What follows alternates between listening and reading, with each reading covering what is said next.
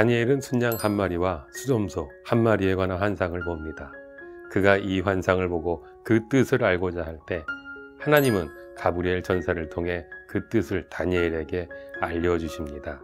수장과 순염소 그리고 뿔들에 관한 환상, 이는 여러 제국과 왕들 그리고 예루살렘에 대한 잔인한 종교적 조처를 취했던 안디오코스 4세의 최후의 멸망을 설명합니다.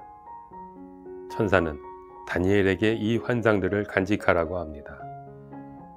그는 이 엄청난 환상을 간직하기에 너무나 괴롭고 힘들어 혼절할 정도였습니다. 이렇게 여러 날을 앓게 되었지만 다니엘은 다시 일어나 자신에게 주어진 일에 충실합니다. 악의 세력이 핍박이 거세질수록 악의 종말이 정한 때가 있음을, 또한 세계 역사는 하나님의 예언대로 정확하게 이루어지고 있음을, 오늘도 모든 역사를 하나님이 주관하심을 신뢰해야 함을 오늘 본문은 증언합니다. 다니엘의 그 엄청난 환상 속으로 함께 가보실까요? 안녕하세요, 오만가족 여러분. 크리스찬 유튜버 정승일입니다. 주님 안에서 기뻐함으로 행복하게 잘 지내고 계셨나요? 오늘도 변함없이 우리에게 주신 하늘 양식 다니엘 8장 20절로 27절 말씀, 저와 같이 받으러 가보시죠. 내가 본 바 두 뿔 가진 순양은 곧 메대와 바사 왕들이요, 털이 많은 순염소는 곧 헬라 왕이요, 그의 두 눈 사이에 있는 큰 뿔은 곧 그 첫째 왕이요, 이 뿔이 꺾이고 그 대신에 네 뿔이 났은즉 그 나라 가운데서 네 나라가 일어나되 그의 권세만 못하리라. 이 네 나라 마지막 때에 반역자들이 가득할 즈음에 한 왕이 일어나리니 그 얼굴은 뻔뻔하며 속임수에 능하며 그 권세가 강할 것이나 자기의 힘으로 말미암은 것이 아니며 그가 장차 놀랍게 파괴 행위를 하고 자의로 행하여 형통하며 강한 자들과 거룩한 백성을 멸하리라. 그가 꾀를 베풀어 제 손으로 속임수를 행하고 마음에 스스로 큰 채하며 또 평화로운 때에 많은 무리를 멸하며 또 스스로 서서 만왕의 왕을 대적할 것이나 그가 사람의 손으로 말미암지 아니하고 깨지리라. 이미 말한 바 주야에 대한 환상은 확실하니 너는 그 환상을 간직하라. 이는 여러 날 후의 일임이라.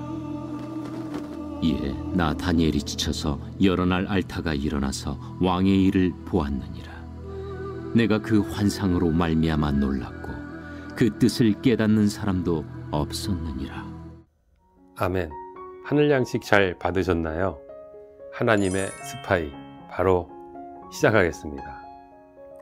알렉산더 대왕, 한 번쯤 들어보셨을 이름일 것입니다.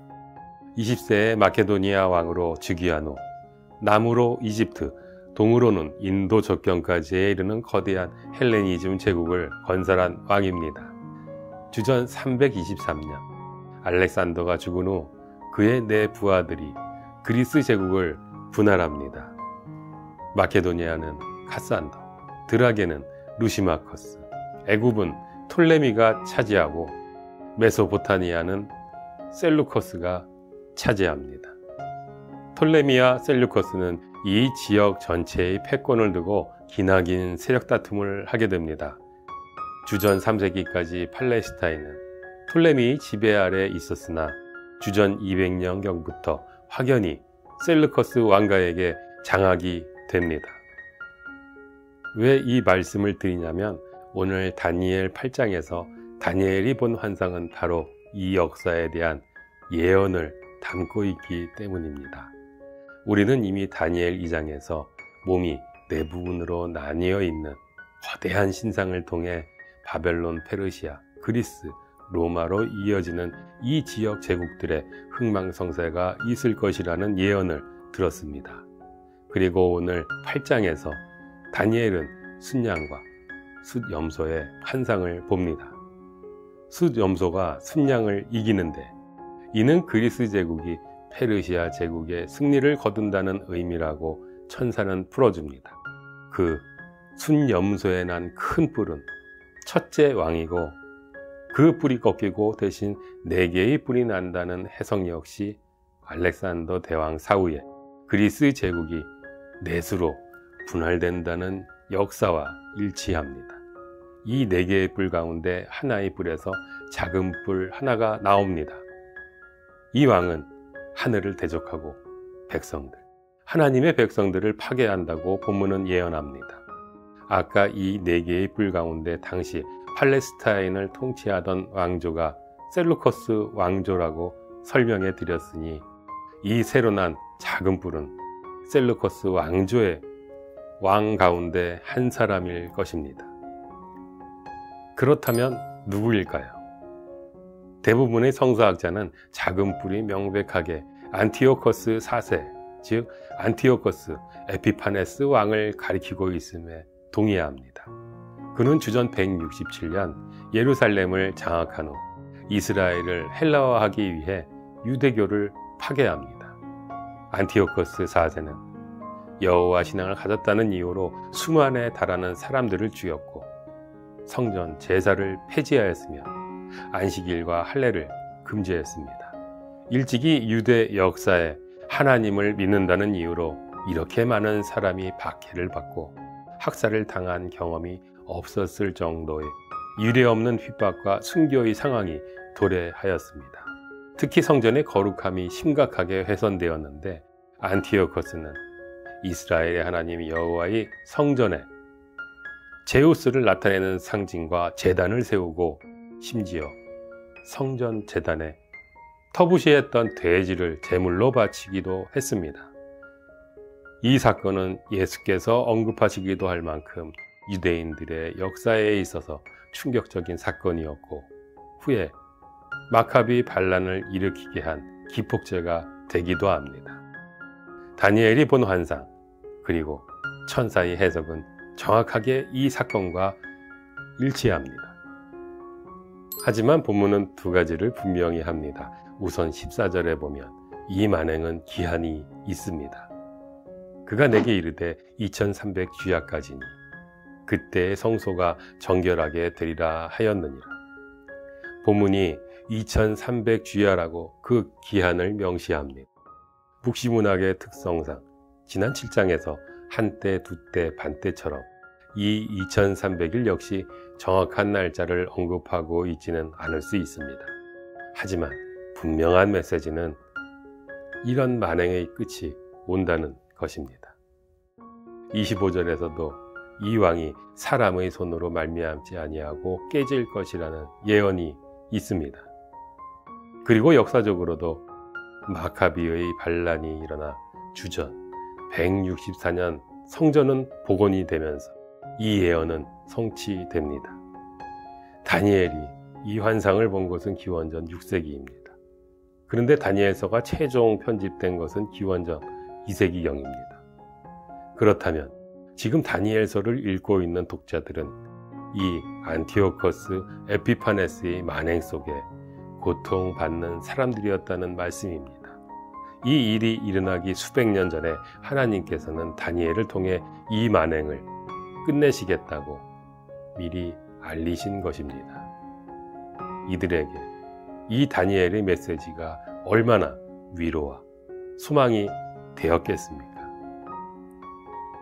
문제는 이런 일들은 단지 안티오코스 에피파네스 왕에서 끝나지 않는다는 사실입니다. 역사 속에서 이런 일들은 끊임없이 반복됩니다. 하나님께서 부여하신 통치권을 가지고 하나님의 뜻과는 달리 정의롭지 않는 정치를 행하며 특히 하나님과 하나님의 백성들, 교회들을 박해하는 권력은 끊임없이 일어난다는 것입니다. 초대교회는 로마 제국으로부터의 회의와 불이익, 박해에 시달렸던 것처럼 나치 독일은 2차 세계대전과 홀로코스트를 일으켰던 것처럼 지금도 북한 땅에서는 억압받는 그리스도인들이 있는 것처럼 실질적으로 종교의 자유가 없이 불이익과 탄압, 순교의 위험을 무릅쓰고 하나님을 예배하는 사람들이 있습니다.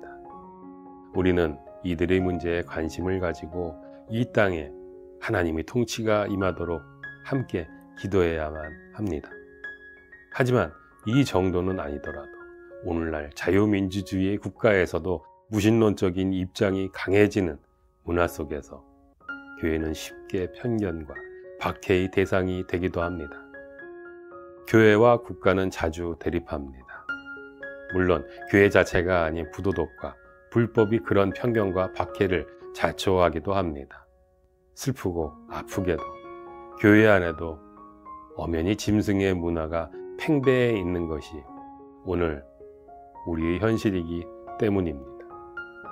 우리 크리스천들, 교회는 이런 흐름을 읽어낼 수 있는 지식과 분별력을 갖추어야 합니다.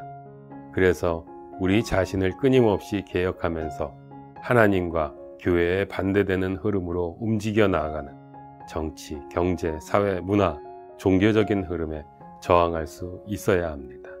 분별력 있는 우리 크리스찬들 역시 복잡한 사회 현실 속에서 하나님의 뜻을 제도와 문화에 담아내는 데 필요한 분별력과 용기를 가져야 하고, 이를 위해 공부하고 기도하며 세상과 소통해야만 합니다.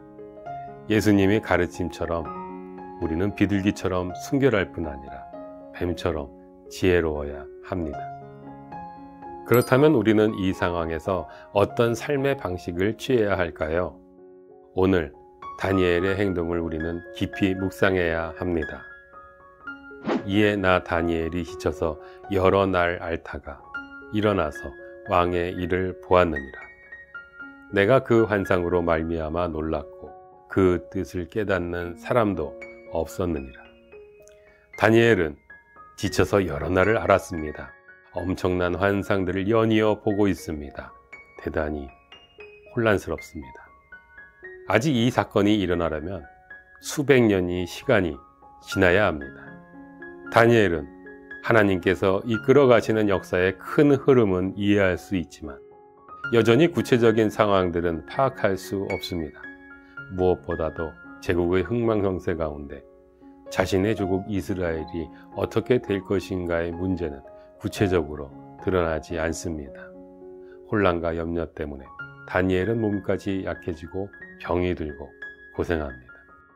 그런데 다니엘이 몸이 어느 정도 나아지자 무슨 일을 합니까? 왕궁으로 출근합니다. 자신에게 주어진 일을 합니다.